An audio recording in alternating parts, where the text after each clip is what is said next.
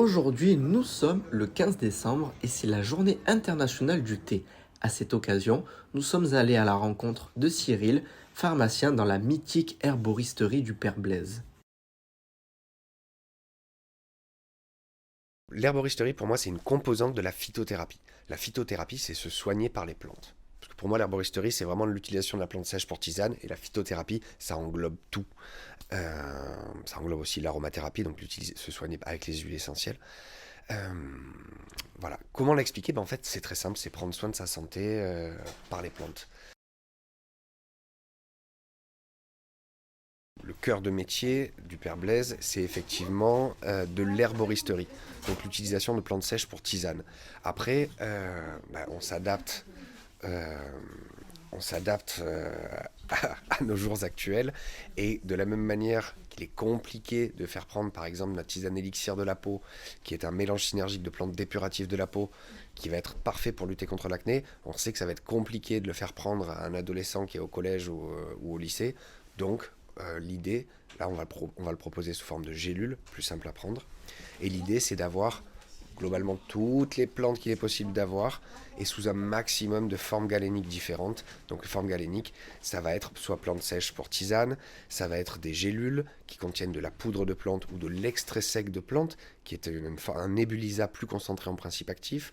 Ça va être aussi de les avoir sous forme liquide, extrait de plantes fraîches standardisées, teinture mère, macérat mère de gémothérapie, vraiment d'avoir un maximum de formes galéniques pour s'adapter aux besoins de chacun. Et c'est d'ailleurs ce qui fait la beauté de ce métier de pharmacien herboriste, c'est vraiment de pouvoir faire du spécifique et de s'adapter au cas de chacun.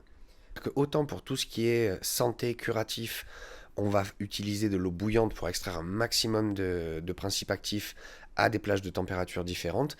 Pour le côté simplement gustatif, on peut les utiliser en infusion à froid, on peut les faire réduire pour en faire des sirops. Et par exemple, la tisane peut-être la plus emblématique de nos tisanes gustatives, c'est la tisane Maison Blaise que je vais vous montrer. Voilà. Donc cette tisane Maison Blaise, en plus d'être belle, elle est délicieuse. On retrouve à l'intérieur du rooibos, de la mélisse, de la matricaire, de l'hibiscus, des boutons de rose pâle qu'on voit ici, et une pointe de réglisse qui va apporter une note sucrée en fin de bouche.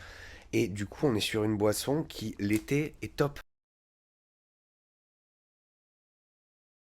Il y a préventif et curatif, c'est-à-dire que on va faire aussi les pathologies qu'on voit dans toutes les pharmacies, à la différence qu'il y a un petit dicton que j'aime beaucoup, c'est les personnes qui, quand elles ne trouvent pas de solution pour leur santé, souvent elles viennent au Père Blaise et il y a cette expression, après la bonne mère, il y a le Père Blaise.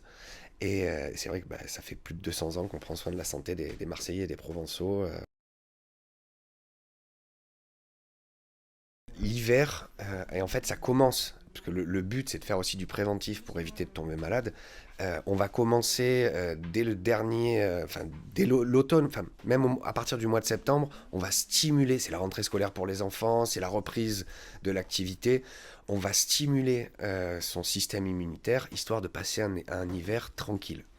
Donc ça, tout ce qui est stimulation des défenses immunitaires, ça reste quand même un fondamental. Voilà. Ensuite, à chaque changement de saison, moi je recommande de drainer son foie. Le foie, c'est un organe interne extrêmement important qui va accumuler la fraction non métabolisée des médicaments, en particulier du paracétamol. Et donc, moi je recommande à chaque changement de saison de drainer son foie afin de continuer d'être en pleine forme. Et c'est pas pour rien d'ailleurs que cette tisane s'appelait anciennement l'élixir de longue vie du Père Blaise. Elle s'appelle désormais la tisane du centenaire pour les gens qui veulent vivre longtemps en pleine forme. C'est un mélange de plantes cholérétiques et cholagogues, c'est-à-dire qui vont stimuler la sécrétion et l'excrétion de bile. En gros, ça va drainer le foie de manière assez puissante. On a la tisane défense avec échinacée, griffe de chat et lapacho. Alors griffe de chat, je vous rassure, c'est pas des vraies griffes de chat, hein. C'est l'écorce d'un arbre qui s'appelle Uncaria tomentosa. Euh, Après, il y a la tisane dont je vous parlais, la tisane centenaire qui se cache juste là. Voilà. Euh, Après, il y a aussi la tisane pour le sommeil. Euh, et, et enfin, aussi une qu'on vend énormément, même si maintenant on essaie de conseiller quelque chose d'un peu différent, c'est notre tisane Laxa Forte, qui est un laxatif fort. Et autant moi, quand je me présente et qu'on me demande mon métier, je dis que je vends de l'herbe à Marseille, ce qui fait sourire pas mal de monde. Eh bien, mon prédécesseur, il y a 2 générations, lui vendait énormément de cette tisane laxative forte. Et quand on lui demandait son métier, il disait avec un joli accent marseillais, moi, mon métier, c'est de faire chier tout Marseille. Ça dans les étages de l'herboristerie, où on mélange, on conditionne, et c'est parfois un travail de titan, parce que, vous voyez, par exemple, je vous montrais tout à l'heure la tisane Maison Blaise, elle est conditionnée par paquet de 1 kg. Chaque paquet, c'est notre responsable de production qui vient rajouter les boutons de rose pâle, qui met le rooibos à un certain moment pour que ça reste pas dans le fond du paquet. Bref, c'est tout un savoir-faire ancestral. Et même si on fait quand même des quantités un peu industrielles, ben on le fait toujours de manière extrêmement artisanale. À la fin de mon doctorat, mon discours était le suivant. Plus je connais le médicament, moins j'ai envie d'en prendre, moins j'ai envie d'en vendre. Donc je voulais faire un métier euh, qui soit aligné avec mes valeurs. En 2019, suite à un contrôle de la DDPP, donc Direction départementale de la protection des populations, c'est une filiale de la DGCCRF, ils nous ont dit, en fait, vous devez faire évoluer vos noms de tisane parce qu'ils sont plus conformes à la réglementation. Et donc, j'étais embêté quand même, hein, parce que il fallait quand même essayer de faire en sorte que le nom soit quand même un peu évocateur. Par exemple, on avait notre tisane jambes légères qui permet de lutter contre les jambes lourdes. On nous a dit non, non, ça c'est une allégation de santé. Comme les tisanes, c'est pas du complément alimentaire. Je rentre pas dans le détail, mais vous ne pouvez pas utiliser ce nom.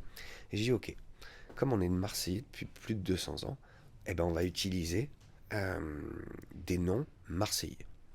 Du coup, la tisane qui permet de favoriser la circulation et le retour veineux, qui s'appelait jambes légères, elle s'appelle désormais bonne veine. Et l'inspectrice m'a dit, mais c'est une allégation de santé. Je dis, pas du tout, c'est le quartier à côté de Mazargues. Voilà pour la petite anecdote. De la même manière, notre tisane favorisant le sommeil, c'est devenu la tisane bail. Elle me dit, mais non, on n'a pas le droit de dire bail parce que ça fait référence au sommeil. Je dis, mais non, c'est le boulevard qui va du rond-point du Prado à la Timone, le boulevard bail. Et du coup, c'est passé comme ça. On se dit à demain pour la prochaine case du calendrier de l'Avent.